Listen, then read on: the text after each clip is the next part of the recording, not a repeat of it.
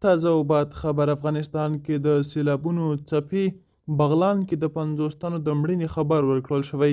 سلام ستړي مشئ، وخت مو په خیر. د افغان نیوز قدرمن لیدونکو ښه راغلاست د نن ورځې تازه او مهم خبر ته. دوستانو پوره حاله سره ویډیو کې درلاسه کړی او که چیرې مو زموږ یوټیوب چینل نوی سبسکرایب کړی نو په درنښت سره افغان نیوز یوټیوب چینل سبسکرایب کړئ تر څو موږ وکولی شو چې خپل تازه او مهم معلومات تر تاسو ته ورسوو. راپورونه وایي چې د بغلان ولایت په ځینو سیمو کې تازه سیلونو لږ تر لږه 50 کسان چې ډیری ښځې او ماشومان دي وژلي دي. په بغلان کې د طبیعي پیښو پر ضد د مبارزې رئیس هدایت الله همدرد رسنیو ته په یو غږیز پیغام کې د مرکزي بغلان د ولسوالۍ د روغتون د چارواکو په حواله تر دې دمه د 50 کسانو مړینه تایید کړې ده.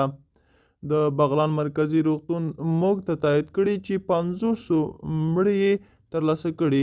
البته دا ارقام لومړني دي، ښایي د شهیدانو شمیر لوړ شي. په برکې ولسوالۍ، په پلخمري ښار او په دهنغوري ولسوالۍ کې هم شهیدان لرو. نوموړي ویلي دي چې دا سیلونه له درنو بارانونو وروسته ناڅاپه راووتل، ځکه نو خلکو تیاری نه ورته درلودو. همدرد زیاتوي چې د بیړنیو چارو مسؤل چارواکي د طالبانو د پوځ او پولیسو په مرسته د احتمالي مړیو د موندلو لپاره د عملیاتو په حال کې دي. په عین حال کې په بدخشان ولایت کې هم د طالبانو سیمه ییز چارواکي وایي چې پرونیو سیلونو په تشکان، تګاب، کوهستان، یاوان او اردج ولسوالیو کې مالي زیانونه اړولي دي.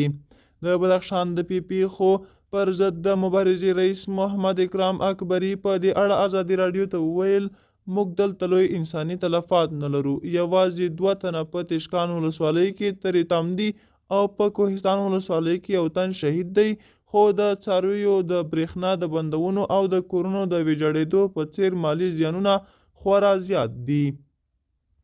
د طالبانو د حکومت ویاند ذبیح الله مجاهد بیګا ناوخته پر خپله ایکس پاڼه په یوه بیان کې په بغلان، بدخشان، غور او هرات ولایتونو کې د سلګونه کسانو د مړینې او ټپي کېدو، د سلګونه کورونو د ویجاړېدو او د پراخو مالي زیانونو خبر ورکړی، خو ښاغلي مجاهد د مړیو او ټپیانو دقیق شمیر نه دی ښودلی. له بلې خوا د طالبانو د حکومت د هوا پیژندنې ادارې اټکل کړي چې نن ماښام ښایي د هیواد په ځینو ولایتونو کې درانه بارانونه وشي چې تالنده او برېښنا او سخت بادونه به هم ورسره وي. د ورې د میاشتې له وروستیو څخه د افغانستان په 10 ولایتو کې له 100 ډیر کسان د سیلابونو په نتیجه کې مړه شوي دي او ترڅنګ یې پراخې کرنیزې ځمکې ویجاړې شوي او سلګونه څاروي له منځه تللي دي. په داسې حال کې چې د ډیری افغانانو اقتصاد په کرنه او مالدارۍ ولاړ دی.